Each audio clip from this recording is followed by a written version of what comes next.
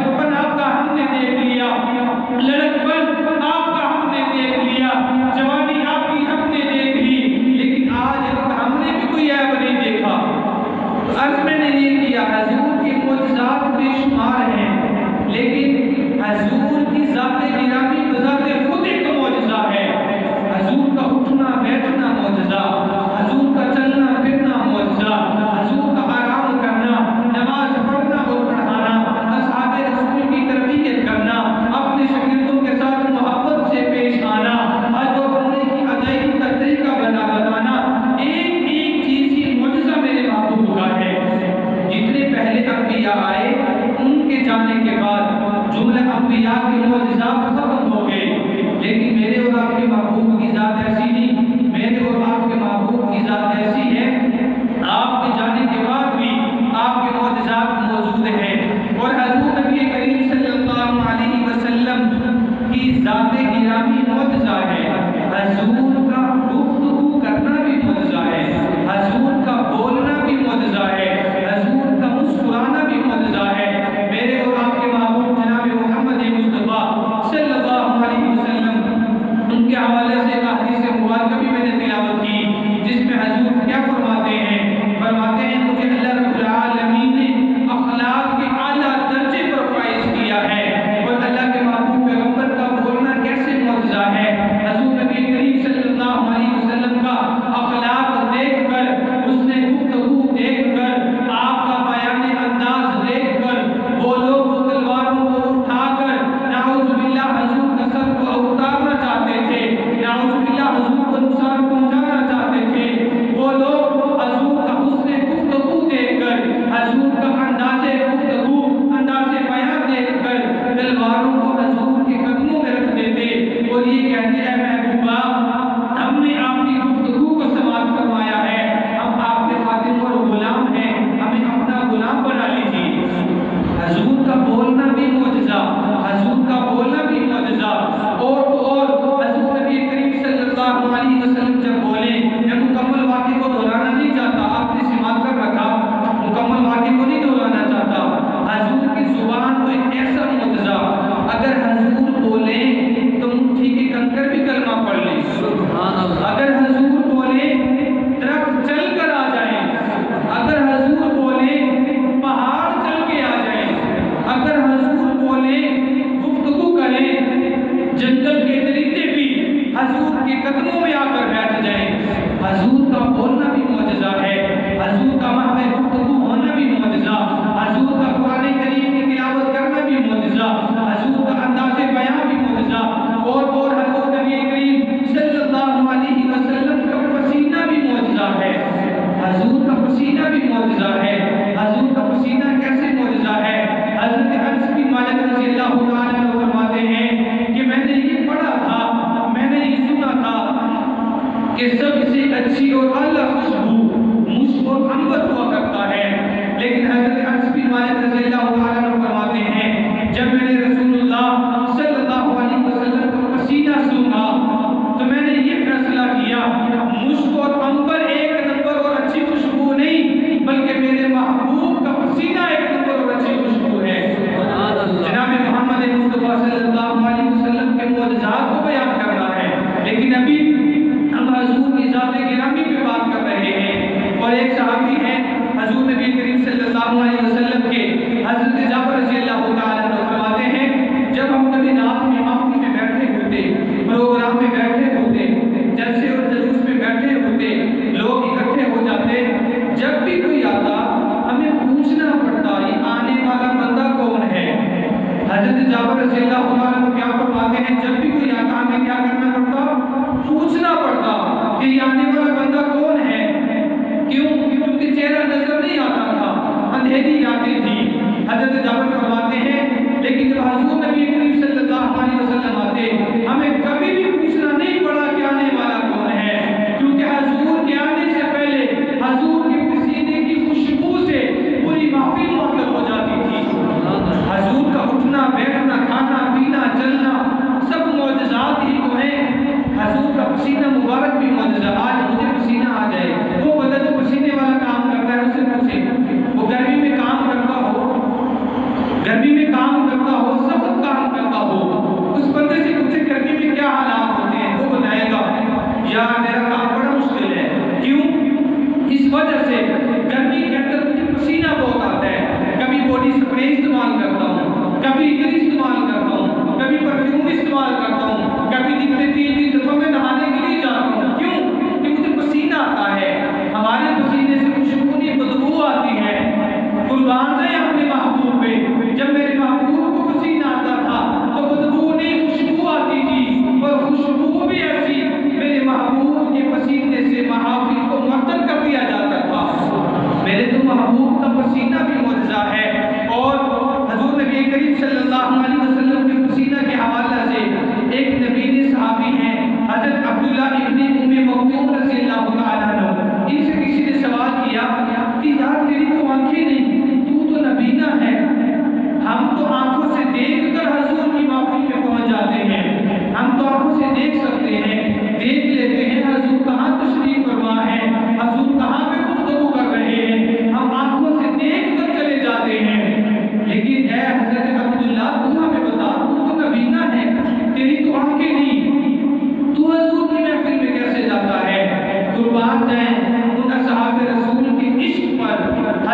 عبداللہ ابن ام مکتوم فرماتے ہیں مجھے آنکھوں کی ضرورت نہیں، جس گلی سے میرے محبوب گزرتے ہیں ہر وہ گلی معطر ہو جاتی ہے، میں حضور کے پسینے کی خوشبو کو سونگھتا ہوا حضور کے پیچھے پیچھے محفل میں پہنچ جاتا ہوں۔ حضور کا پسینہ بھی معجزہ ہے۔ آج ہمیں پسینہ آج نہیں سمجھتا، کہتا ہے بھائی دور ہو کر بیٹھو بدبو آ رہی ہے، لیکن میرے محبوب کے پسینے کی ایسی خوشبو تھی کہ جب میرے محبوب گلیوں میں سے گزرا کرتے تھے وہ گلیاں معطر ہو جاتی تھی، نبینا صحابی بھی حضور کے محفل میں پہنچ جایا کرتے تھے۔ یہ تو حضور کے پسینے کی بات ہے، اگر حضور کے لعاب کی بات کی جائے تو حضور کا لعاب دہن بھی معجزہ ہے، حضور کا لعاب بھی معجزہ ہے۔ کن کن معجزات کی بات کی جائے، فرمایا حضور نبی کریم صلی اللہ علیہ وسلم کا وجود بذات خود معجزہ ہے، آپ کی زندگی مبارک خود معجزہ ہے، آپ کی نبوت و رسالت خود معجزہ ہے، حضور کا لعاب بھی معجزہ ہے۔ حضور کا لعاب کیسے معجزہ ہے؟ مختصر عرض کر دیتا ہوں، وقت کی قلت ہے، مختصر عرض کرتا ہوں۔ فرمایا میرے محبوب کا لعاب ایسا معجزہ، اگر میرے محبوب یہ لعاب منہ سے نکال کر حضرت جابر کی ہنڈیاں میں ڈال دیں تو وہاں پہ 1000 صحابی کھانا تناول فرما لیں۔ اگر یہی لعاب روٹی پہ لگ جائے وہ روٹی ختم ہونے کو نہ آئے، اگر یہی لعاب صدیق اکبر کی ایڑی پہ لگ جائے زہر ختم ہو جائے، حضرت علی کی آنکھوں پہ لگ جائے آنکھیں شفا یاب ہو جائیں، نبینا صحابی کی آنکھوں پہ لگ جائے وہ بینا ہو جائے، ٹوٹے بازو پہ لعاب لگ جائے تو بازو ٹوٹ جائے۔ حضور کی ذات گرامی کے کیا کہنے، حضور کے معجزات کو کون بیان کر سکتا ہے؟ حضور کی تو ایک ایک چیز معجزہ ہے۔ حضور سے پہلے جو انبیاء آئے ان کو چند معجزات سے نوازا تھا، لیکن میرے اور آپ کے محبوب جناب محمد مصطفیٰ صلی اللہ علیہ وسلم کو اللہ رب العالمین نے ایک ایک چیز معجزہ کے طور پر عطا فرمائی ہے۔ اور حضرت ابو ہریرہ رضی اللہ تعالیٰ عنہ کیا فرماتے ہیں ایک وقت ہم سفر میں تھے اور ہم سفر میں 1700 صحابہ تھے، حضور ہمارے ساتھ ہیں۔ میں نے کہا یا رسول اللہ صلی اللہ علیہ وسلم کھانے پینے کی اشیاء ختم ہو گئی ہیں،